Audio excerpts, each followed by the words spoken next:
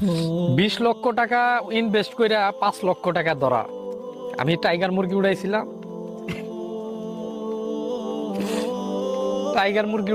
6,000 tiger মুরগি, 6,000 tiger মুরগি উড়াইয়া আজকে 5 লক্ষ টাকার মতন ধরা খাইছি। আপনারা সবাই জানেন আমি টাইগার মুরগি উড়াইছিলাম। আমি 2 দিন আগেও একটা ভিডিও আপলোড করছি। আর সেই টাইগার মুরগি আজকে বিক্রি করলাম। আজকে ওই টাইগার মুরগি বিক্রি করে 5 লক্ষ টাকা ধরা গেলাম। আমি টোটালে আমি এখানে হিসাবের খাতাটাও নিয়ে আইছি। আমি হিসাব করলাম আজকে মুরগিগুলা সেল করলাম, টাইগার মুরগি।